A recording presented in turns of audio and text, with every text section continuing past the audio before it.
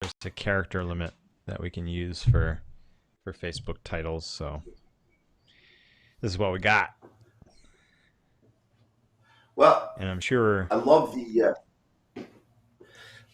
who designed the logo for the Hero Show. I like it. You know, the yellow and black with the image of George Washington.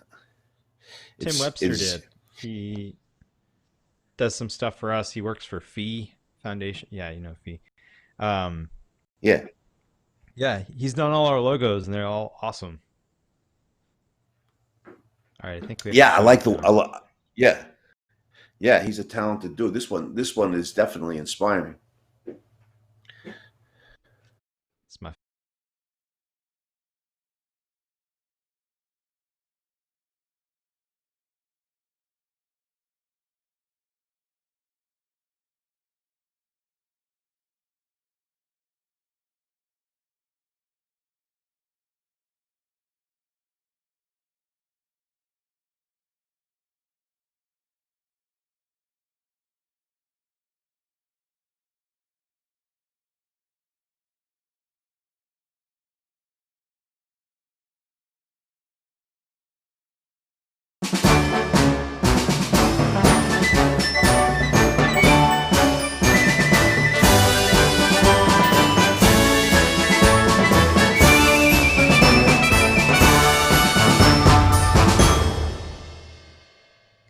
It's the Hero Show. Welcome to the Hero Show, starring the indestructible John Hersey and the irrepressible Andrew Bernstein. I am Andrew Bernstein, and you are indubitably John Hersey. How you doing today, John? I am great today, Andy. I'm so refreshed back from my vacation. By the way, I was not in Maine. I was on Lake Winnisquam in New Hampshire with my family. We got on the boat. We did some grilling, roasted some s'mores. It was awesome. But glad to be Well, back. I I missed just you. yeah, well, I just make stuff up about you when you're gone, and I just burnish the legend. John was up hunting grizz in the wilds of northern Maine. On the great John Locke, and we know you're something of an expert on Locke, so you were missed. But heroes carry on, and even though I don't claim to be a hero, I'm a hero worshiper. I just gotta be inspired by them, and we gotta man up to like heroes today because we're doing an audio show today, right? The video is kind of wonky. Is that right? Yeah, we did a show, the Philosophy for Flourishing podcast on Wednesday, and it was just the strangest thing with the video, and it's a problem we still haven't really sussed out. So we're working on that. Bear with us. But today's show is audio only, so you don't have to see our ugly mugs, but you can still hear our soothing I voices. could I could say speak for you, but John, because we know you're a heartthrob amongst the ladies. But yeah, I mean, we will hero up. We will get that video repaired and get back to it next week. But in the meantime, correct me if I'm wrong, John, but I think we're doing this like a radio show, like this was talk radio in effect. And isn't radio even like a more popular medium in the country than television?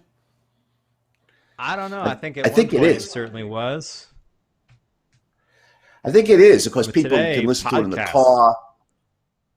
Yeah. Well, they can listen to it in the car, and they listen to audio, any kind of audio when they're in the car or when they're doing housework or stuff. So I think audio will probably always be popular. But anyhow, we have an audio show today, and we have one of the most incredible stories I think that I've ever come across. One of the most incredibly heroic stories I've ever come across, and along with the Apollo 13 adventure, the most astonishing survival story ever.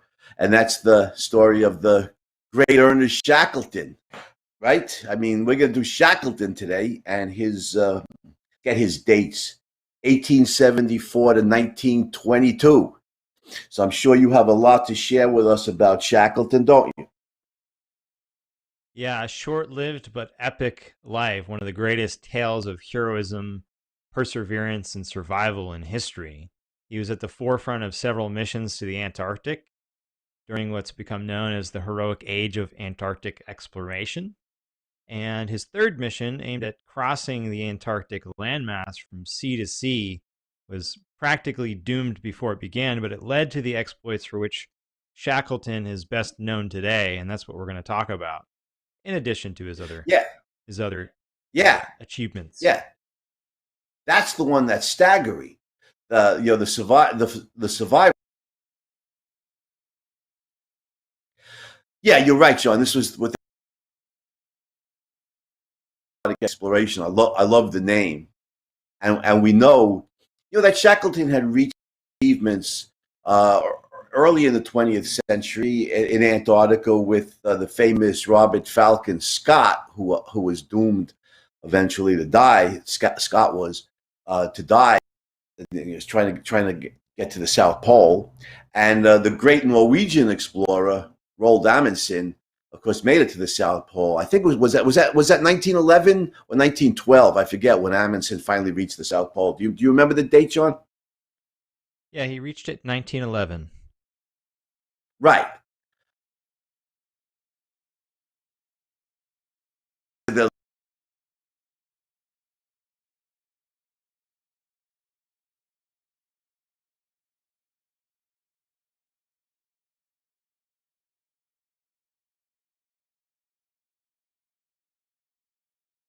that was the goal here on this ill-fated mission. Of course, it failed abysmally, but like you said, he achieved something. He achieved something even greater than they would have if they had succeeded in the original mission. That's right. Yeah, he so earlier in 1901 he joined Scott's party and set the furthest. He was with Scott and uh, Edward Wilson when they set the furthest south record during that adventure. And he was on another expedition from 1907 to 1909, the Nimrod expedition, in which I they love went the even name. further. They actually, yeah, fitting, right? Uh, not the not the easiest way to spend your time, at least. So set another record on that, but punch in terms of reaching the South Pole instead of being deflated. Shackleton, what does he do? He just decides to up the ante, and now we're going to cross the entire Antarctic landmass. How's that? So, Right. Take that, Amundsen. And and Amundsen was a great explorer in his own right, and we may well do an episode, the Hero Show on Amundsen one day. But today's Shackleton's Data Howe. Now, correct me if I'm wrong, because I'm mostly familiar with the magnificent endurance, survival story. But on one of those earlier expeditions, didn't Shackleton and the members of the team scale this volcanic mountain in Antarctica, become the first? I think they became the first human beings to do so. Does that ring a bell? yeah, I can't recall if Mount Shackleton was actually part of that exploit, but members of his team certainly did scale. I believe it was Mount Erebus, the Erebus. Yeah, most that's the name, active right? volcano. Yeah, yeah. So are we? So you're right. So on their ship, this is all of this is just the hors d'oeuvres, right? So we're getting to the main course now. 1914, right at the start of World War One, Shackleton and his peeps, a beautiful ship. This is the sad part of the story. The beautiful ship Endurance. They head down to Antarctica for that mission that you were talking about, to traverse the entire landmass, and the Endurance tragically gets stuck in ice. Despite their most frantic efforts to save the ship, the ice just encases it and closes it and staves in the hull, and that beautiful ship, the Endurance, is sunk, leaving Shackleton and his guys stuck on the ice floes in Antarctica. Not an auspicious beginning to this expedition, is it? Yeah, I mean they're meant to cross the entire Antarctic landmass, and they don't even make it. They sail for about 15 days just through treacherous ice until finally the ship just gets completely stuck. And over time, this thing is so loud, the boards are caving in. It sounds like gunshots or fireworks. It starts to take on water, and Shackleton, cool, calm, and collected as ever, tells the men to gather all of their things, everything that they could possibly need, and to start camping on the ice. That's the next leg of this adventure is camping on the ice for several months. The ship goes down. I've read that they were only about a day's sail from Antarctica, but this ice flow that they're on, or these ice flows that they're on, are moving with the wind more and more gradually over time, moving north. So the ship sinks. They've only got about 1 to 2 months worth of provisions, and they were, nowhere near Antarctica at this point. They float about 1,000 miles north, and are living off of the penguins and seals mostly that they can capture, and spending most of their time in their sleeping bags. Not a good start. No, no, and of course, like you said, they're camped out on the ice floes, which are drifting away from Antarctica. So, of course, means the original mission is completely got to be scuttled. That's that's hopeless. That's not even a question at this point. The question becomes, how do we survive? And the ice floes are drifting away from the whaling station on South Georgia Island, off the South America coast from which they started. So they're getting further and further away from refuge. And of course, then, so like you said, they're living off the land, or they're living off the ice, right? And then the ice flows start breaking up, right? There's the next step, right? The ice flows start melting or breaking up. So you got to go to plan B. Where do we go now? Yeah, so what? Yeah.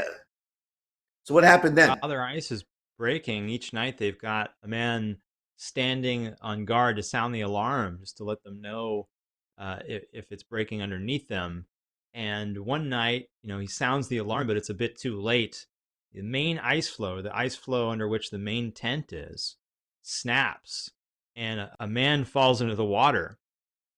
And he falls in, in his sleeping bag, of course. And one of the survivors later in the 1960s, he was talking to a reporter at BBC, and he said this. He said, Shackleton bent over, grabbed the man in his sleeping bag, and with one tremendous jerk, jerked him out of the water under the flow, and undoubtedly saved the man's life. So Shackleton was right there, and always put his men first, and in this case, pulled the guy right out of the water and saved his life. Just incredible. Yeah, it is incredible, and Shackleton is a flawed hero. We'll briefly discuss his flaws, like we do, when the heroes have various problems, or even moral failings. Shackleton has some, but his leadership qualities, I mean, his abilities to lead men and inspire confidence in his men during the most dire circumstances is just off the charts. John, you know that famous quote from Sir Raymond Priestley, and who was a geologist. Yeah, Priestley was a geologist. And before we give the quote, I was wondering if Raymond Priestley is a descendant of the great Joseph Priestley, who we discussed a few weeks ago. I wasn't able to find that out, but I mean, he's English, a scientist. His last name, yeah, he's English. Raymond Priestley. He's a scientist. His name is Priestley. I mean, it's certainly a possibility. Yeah, if anyone out there figures this out, please let us know in a comment. I'd love to know. That'd be cool. Yeah, if Raymond Priestley is a descendant of Joseph Priestley. Anyway, Raymond Priestley was a geologist and also an Antarctic explorer. Been to the Antarctic several times. I think in those parties with Shackleton. Anyhow, Priestley said, "quote, Give me, for scientific method, Robert Scott. For speed and efficiency of travel, Roald Amundsen. But when disaster strikes and all hope on, get down on your knees and pray for Ernest Shackleton. Unquote. How's that? How's that for a quote, John? Oh man, that's just beautiful. When disaster strikes and all hope is gone, get down on your knees and pray for Shackleton. Yeah, I believe he Yeah. was paraphrasing Apsley Cherry Garrard's 1922 memoir called "The Worst Journey in the World." And in there, he says, "For a joint scientific and geographical piece of organization, give me Scott. For a winter journey, Wilson. For a dash to the pole and nothing else, Amundsen. And if I am in the devil of a hole and want to get out of it, give me Shackleton every time." Yeah, that's a great quote. Yeah, you're right. Priestley's quote was in the 1950s, and he acknowledged that he was paraphrasing earlier quote. They're both great, and Shackleton often may have been rash sometimes, may have been even foolhardy. At times he's certainly been accused of that, but nobody doubts his leadership skills. When life is endangered and there seems to be no possibility of survival, Shackleton is they want leading your party, and then I think that's just widely acknowledged, by people who are familiar with it, with these giants of the heroic age of Antarctic exploration. So Shackleton, Shackleton's a giant here, and the journey's just beginning, right? This extraordinary survival story. So they gotta get off the ice. Obviously, it's cracking up. It's melting. It's breaking. They almost lost a guy there, like you said, and so they got to pile into a boat, a lifeboat, a small open boat, and they're going to beat their way to Elephant Island, right? That's the next step on their journey is Elephant Island, and That's that right. They that had journey didn't. three Yeah, three roughly 15-foot lifeboats, and they piled in, and this is not a short, easy thing. This is 5 days of just harrowing experience, rowing across 340 something miles of open ocean in one of the coldest, just most unforgiving places on Earth. And what they're aiming at is really just a barren rock, just an outcropping in the middle of the ocean with very little, next to nothing to offer them. Far from any shipping lanes, far from any hope of being saved.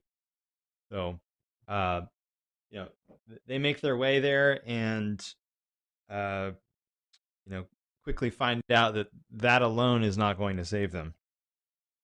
yeah, yeah. You're right. I mean, I wrote on Shackleton briefly in the Hero book. He was one of the exemplars I use right up at the top to from which to induce the nature of heroism.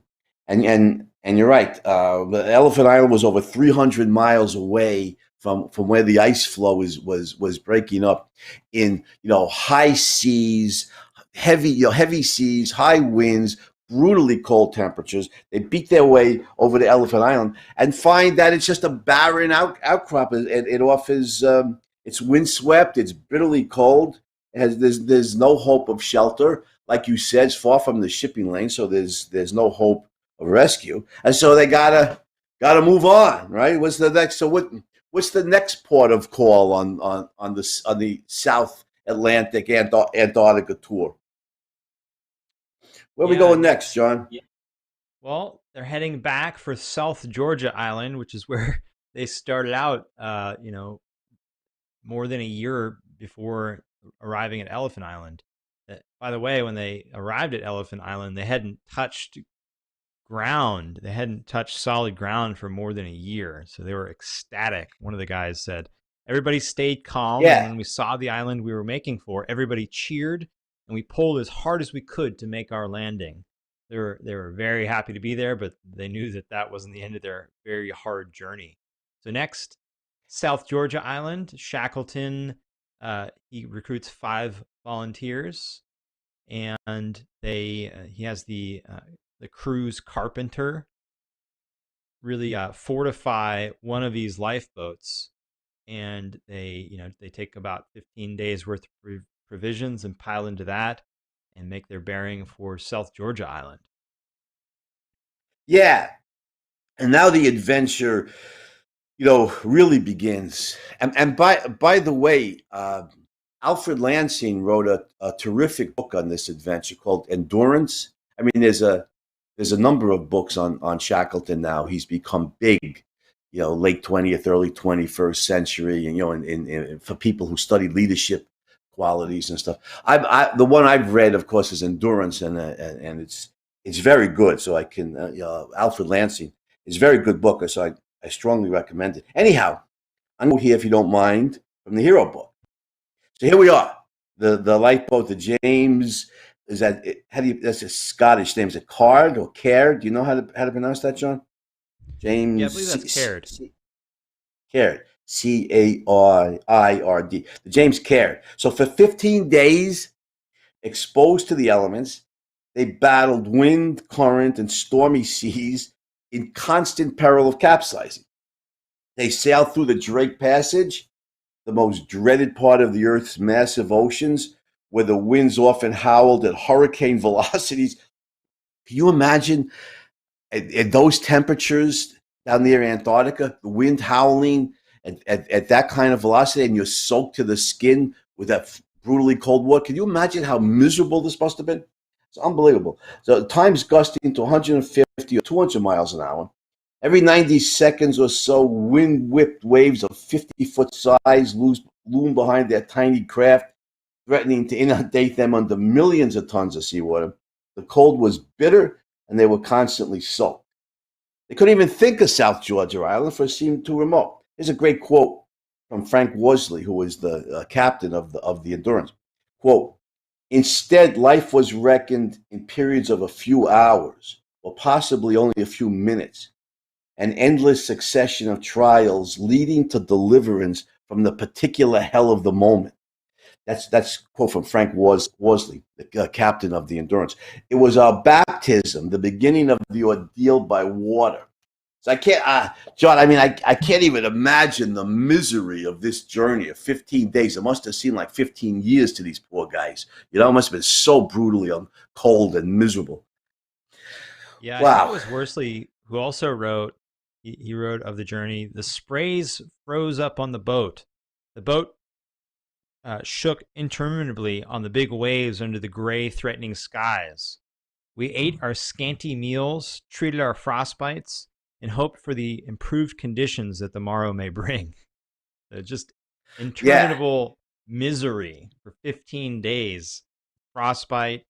For, their boat is taking on ice all the time. It's just the ice is growing, almost metastasizing. So they constantly have to be chopping at it with an axe, paling out the water that's just waves are just bringing in one after another, making their way. And when they finally do see South Georgia, well, as luck would have it, a hurricane rolls in. A hurricane Yeah, that they later, their luck wasn't so good on this mission, was it? it was not. A hurricane that they would later learn, sunk a large, I think, several ton vessel. So they managed to stay afloat during this, but there's no way that they can land because if they do, they'll certainly be crushed up against the rocks. I can't even imagine it. So, some people, they clamor for adventure. They want to go, go live this kind of rip roaring life. And then when you actually experience it, it's just, oh my God, well, I should have just stayed at home, and read a good book. I mean, this. You know what this sounds like, John? This part of it sounds like Norse hell, the eternal cold, just endlessly freezing. It's just the misery of this. So okay, so this was the baptism by water. Next comes the baptism by land. So they finally they're able to land on South Georgia Island, but they're on the other side of the island from where the whaling station is. The rest of the island is barren. The James Caird is so beat to pieces that they can't even. I think the rudder was all busted up, so they couldn't even think of continuing the journey by sea to the other side of the island because the boat was too beat up. So they have to traverse landmass. Now the landmass just happens to be uh, uh, these almost impassable mountains of some of them 10,000 foot in elevation. Again, obviously, snow and ice covered, brutally cold. They're not mountaineers to start with, right? They're seamen and explorers. They're by no means expert mountaineers. They don't have any equipment for climbing, for mountain climbing. What did they have? They had some rope and a carpenter's axe. 50 feet of I mean, rope. it's unbelievable. How much? 50 feet of rope. 50 was it 50 feet of rope and a carpenter's axe, non-mountaineers with no mountaineering experience. Well, actually, I don't know if they didn't have any mountaineering experience, but they weren't expert mountaineers. This is not, George Mallory or Edmund Hillary or people like that we're talking about. They're seamen and Antarctic explorers. They're not mountaineers. They have 50 feet of rope and a carpenter's axe, and they're going to scale these seemingly impassable peaks in order to get to the other. I think what was it 29 miles of towering snow-covered peaks they have to traverse in order to get to the other side of South Georgia. This was, as Frank Worsley called it, this was the baptism by land. So one hellish experience ends, only for another hellish experience to begin. Oh wow, that's all I got to say.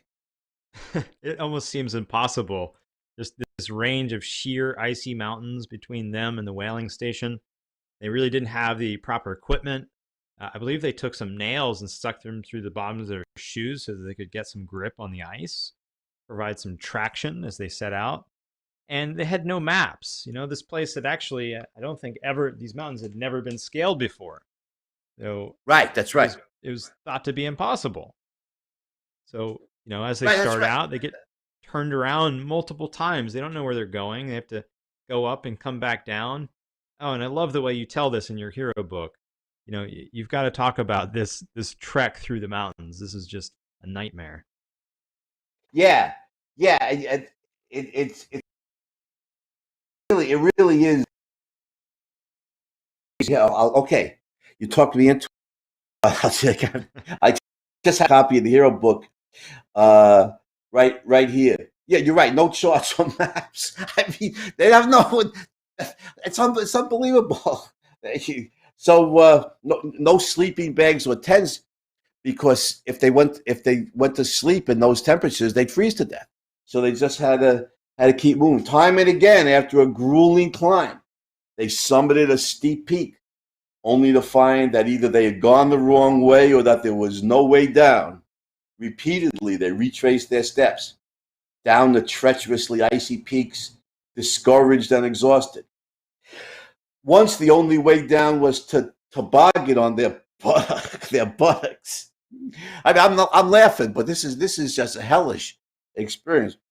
What was far in the descending distance, they couldn't know. If they smashed into a boulder or flew off a precipice, they were gone. But staying at their current elevation, ascending via axe-carved steps, meant fatal exposure in threadbare clothing to numbing cold. So they coiled up their rope to form a mat. They locked their arms and legs around each other, and immediately Shackleton kicked off. Is a quote from Endurance. They seemed to hang poised for a split second. Then suddenly the wind was shrieking in their ears, and a white blur of snow tore past. Down, down. They screamed, not in terror necessarily, but simply because they couldn't help it. It was squeezed out of them by the rapidly mounting pressure in their ears and against their chests. Faster and faster. Down, down, down. Unquote from Endurance. They survived the mad descent. They climbed more icy peaks. Again, in the absence of maps, they went in the wrong direction and were forced to retrace their steps. Once they had to rope their way down through the frigid waters of a 25-foot waterfall. Eventually, haggard, beyond exhaustion, they staggered into the whaling station at Stromness. Now listen to this about these mountains. Only once subsequently, 40 years later, in 1955, was South Georgia Island successfully traversed, this time by a British survey team whose men were expert climbers, they were fresh, and they were amply equipped. Their leader wrote of the first crossing, quote, "I do not know how they did it, except that they had to. Three men of the heroic age of Antarctic exploration with 50 feet of rope between them and a carpenter's axe," unquote, from the leader of the only other expedition to ever cross those mountains. I mean, this is a survival story that boggles the mind. If they say truth is stranger than fiction, John. If you made this stuff Yeah. up, I don't know that anybody would regard it as as realistic, and in a novel. Yeah, you really couldn't. I mean, it's just so bizarre. It's insane what they lived through and what they triumphed over. Really, I mean, I think it Yeah, speaks to a quality of Shackleton as a leader, but also to his just solid belief in the fact that existence exists. You know, he had to have. You just think what this sort of journey requires just complete acceptance of the situation. I mean, you can't sit there and whine, waste your energy on, thinking, okay, how could my situation have been different? It doesn't matter. You have to deal with the reality in front of you. Shackleton was the king of doing just that. that's a really good point. Uh, that's exactly right. Reality is what it is. Shackleton's mindset really is reflective of Ayn Rand's philosophy that the reality is what it is, and if put it hypothetically, if we are going to survive, we have to accept what it is and deal with it exactly how it is. And Shackleton's got that great quote that I think is so emblematic of a hero's mentality of what it means to be a hero. He put it when he said a quote from Ernest Shackleton: "Obstacles are just things to overcome." Unquote. I mean, that's obstacles are just things to overcome. Okay, I mean that's what heroes do, right? I mean, they confront the reality, like you said, and they learn how to deal with it. Not cowed. They are not daunted. Why is that? This is. I mean, I'm like this, almost speechless here. We're not even done with this. Actually, let's finish. So they make it to the whaling station, but they still got guys. They still got some of their men lined on the other side of South Georgia, and then they got all the rest of their guys on Elephant Island. So now we can't rest yet, right? We can't eat, drink, and be merry. We still got more work to do. So what's next? Yeah, I mean, the task is far from complete. So they quickly rescue their men on the other side of the island. But then they have to make several attempts to get back to Elephant Island because the ice, once again, is so thick. The first three attempts go nowhere. They just run into the ice and they have to turn back. Finally, on the fourth attempt, they make it. They get back to Elephant Island, and it's just this beautiful scene where the men are apparently sitting there chomping on seal bones and seaweed, and they see Shackleton and this shout of Yum, right? joy. Yeah. Oh, yeah. I will sign me up for that menu. I prefer whale bone and seal bone and seaweed to a baconator at Wendy's for sure. Yeah, they But kick that anyhow, aside pretty quickly and jump to the sky with just relief. And Shackleton I is there can. laughing and hugging them. And what's amazing, just absolutely amazing, is that all in all, not a single man died. They brought home everyone. Everyone's safe. Yeah, that is truly extraordinary and immensely heroic. Shackleton was able to rescue all his guys. What a tribute to him as a leader and to his guys, his crew. In addition to the leadership qualities of Shackleton, he and his guys, he and his men. I mean, you talk about a robust mental and bodily toughness for everybody to survive these most grueling conditions. It's truly an extraordinary story. Um, you know, the ones. I mean, there are a lot of great survival stories in history, and the to me the one that rivals it, of course, again a great would be a great topic for us to do in the future on the Hero Show, and that's Jim Lovell and the crew of Apollo 13, which was made into a great movie by Ron Howard in the mid '90s. And when the spaceship suffers an explosion as it's approaching the moon, scuttling any possibility of a lunar landing, and then when they had so little power left, could the astronauts survive safely back to Earth? And given the engineering skills of the astronauts, their supreme courage, the scientific genius back at Mission Control in Houston, they brought everybody back safe and sound in another extraordinary survival story, which I can remember because I was a kid in 1970, and the whole world became pro-American for like 3 days, hoping that these guys could make it back safely to Earth. And again, it's so representative of the hero spirit. Like Shackleton, we're in the midst of this disaster. We have all these problems, but problems are just things to overcome. Well, Jim Lovell, great pilot, combat fighter pilot, a space veteran. I think it was his fourth.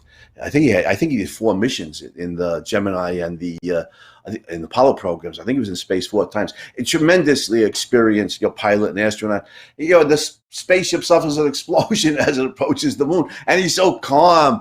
You can hear him. You can hear him on over the radio. Houston, we've had a problem. It's like he's sitting in his living room with his wife, and the TV goes on the blink. He's Mabel. We have a problem. He's so the preternatural calm of the astronauts is what I remember from those space missions and listening to it on the radio. But Shackleton had that, just that like you said before, cool, calm, and collected under the most intense duress imaginable. This is the hero's mindset. Obstacles are just things to be overcome, right?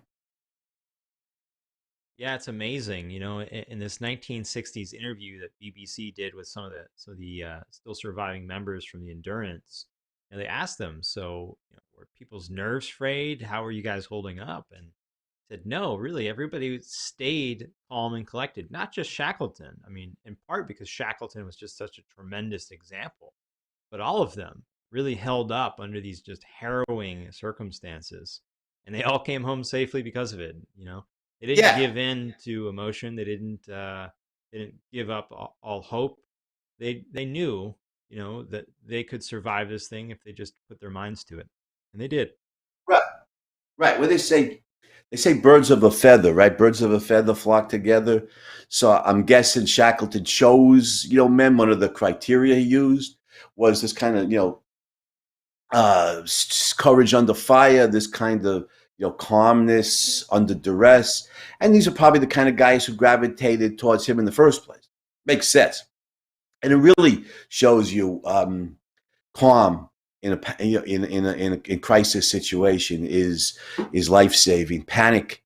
I mean, I'm guessing a lot of people would panic, in this kind of situation, and panic makes you all shaky. It militates against the calm reasoning, the calmly reasoned plan that you need to be able to survive against these seemingly insurmountable odds. So I always noticed it with the astronauts. And how calm they were under pressure.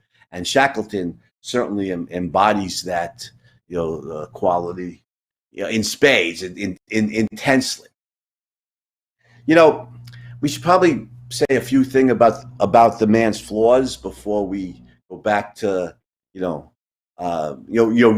finish with with a resounding tribute to his leadership abilities and his mental and bodily toughness. But the rest of Shackleton's life was not very was not very heroic or noteworthy. He was prone to get rich quick schemes, and I think when he died he was deeply in debt. He's quite the womanizer. He was married, and he was bedding wives of his friends. So it's not a very noble quality there.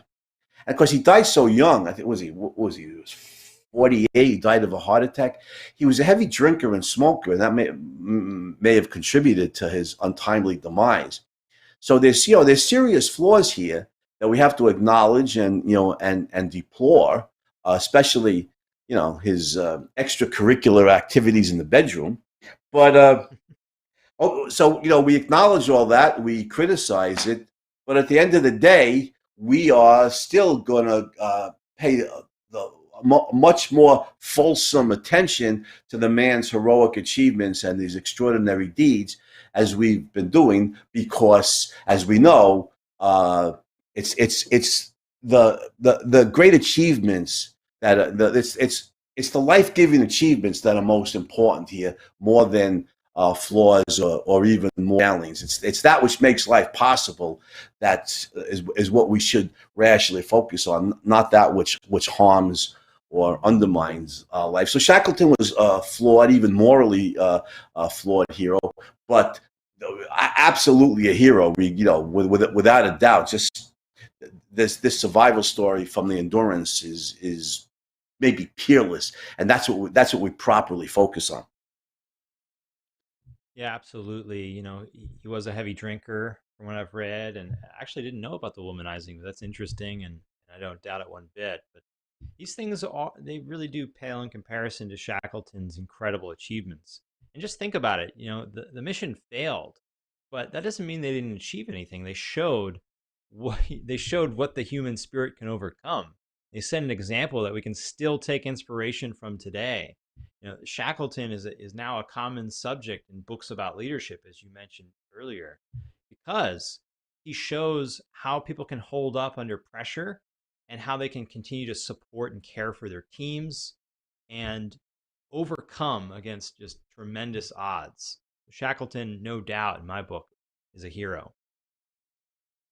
Oh yeah, yeah, absolutely. I mean, just the ability to face any kind of obstacle. It's interesting because a hero can face all different kinds of obstacles. There could be intense social opposition. For example, we initiated the show with the great Fred, who was he had a lot intense social opposition.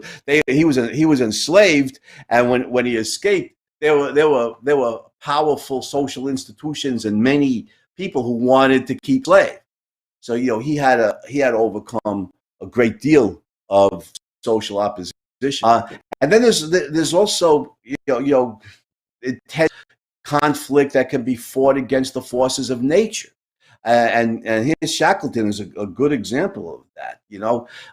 Raging seas, bitter cold temperatures, roaring winds, impassable peaks. And Shackleton, there was I keep repeating the quote: obstacles are just things to overcome. The This is the hero's mindset. Frederick Douglass in fighting against slavery. We see it with Shackleton and fighting against these powerful forces of nature. Yeah. Oh, without a doubt, Shackleton is a hero. He shows us. It's like you can see the role that heroes like Shackleton play in people's lives. The lives of every man and every woman. Or somebody's battling cancer. And they're familiar with Shackleton's story, and their thought and their feelings. If Shackleton can face unflinching the powerful obstacles that he faced, that I could face this battle for my life, against a terrible disease. The indomitable spirit, the indomitable heroic spirit gives people courage, and that's one of the greatest of heroes. Absolutely. I mean, there's no better question to ask, I think, in these terrible situations than what would Shackleton do? I mean, that should give you some insight. When you face an obstacle, you don't turn tail and run. What would Shackleton do? He would face it. He would take full cognizance of the reality of a situation and do whatever he could to meet it. And so obstacles are just things to overcome is an excellent motto to live by. And what would Shackleton do is a great way to think about how you can face obstacles in your own life. And of course, he didn't run from further obstacles. He was some of an addict, I guess you'd say, of adventure. And he plotted another expedition to Antarctica. I think it was the Shackleton Rowett expedition. Unfortunately, this one did not get off the ground either. And it ended even earlier at South Georgia Island. Uh, he was preparing. I think they were leaving either the following day or very soon, and suffered a heart attack and passed away. I think 2:50 in the morning in 1922, January 5th, 1922. But the explorers he left behind held him as an incredible friend, an incredible leader, and they never met another leader like them in their lives. Right, right, and I think we could, I think we could wrap up this episode of the Hero Show by tying this into the explorer, the explorer's spirit, going back, not certainly Henry the Navigator in the 15th century, and people going back long before that, exploring different quadrants of the earth. And today, I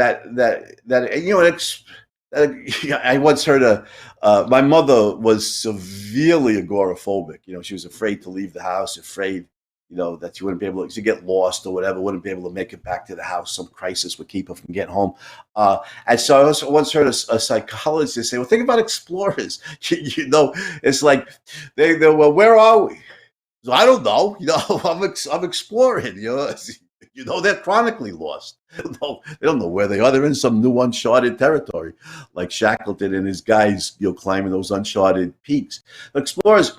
So what was the motto from Star Trek? It was space, the final frontier, right? And we can see this, the explorer's spirit continuing to our day. The spirit of people like Magellan and Shackleton, and people like that. One thing I regret, Sean, one thing of many, with all these riots following the murder of George Floyd, is the SpaceX's flight to the International Space Station got completely overshadowed in the news, and in the long run, that's a lot more important. That which advances life is more important than that which harms it. And this is a step forward.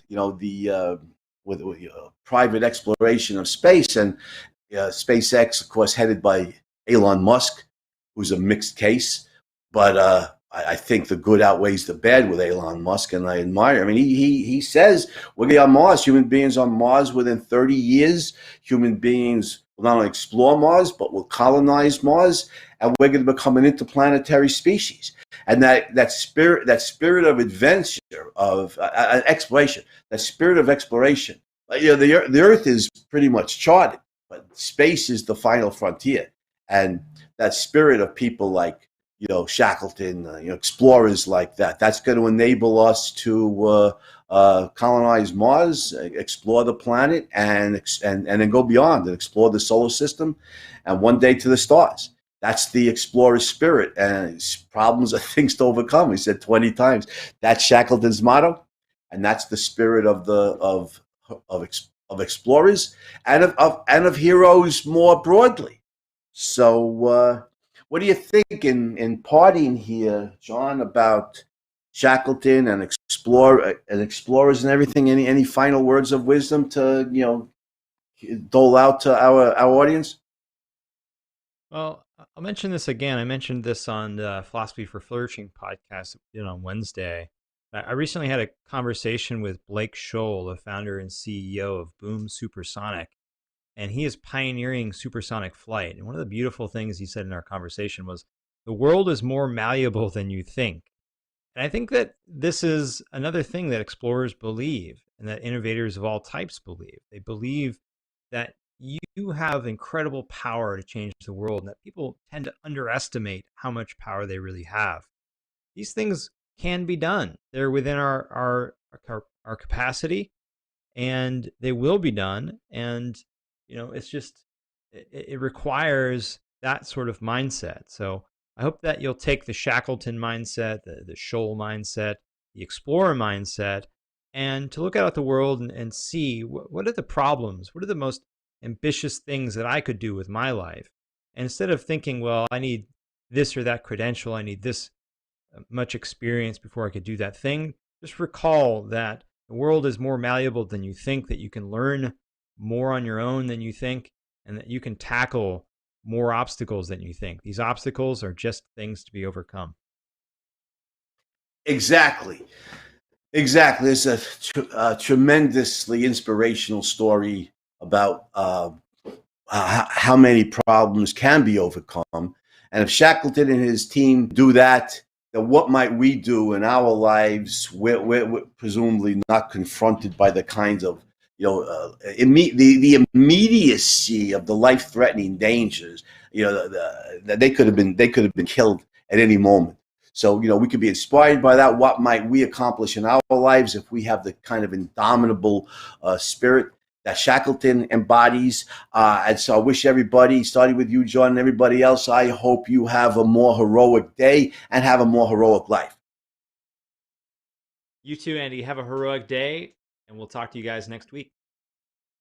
Yeah, we'll be back we'll be back next week. Make heroic efforts to fix the video so you can see these two good-looking guys, John and I. But in the meantime, you can gain the inspiration that from the study of these great heroes, appreciation for their life-giving achievements, and the courage to face any obstacles and overcome them in our own lives and live more heroically. Take care, everybody. See you next week.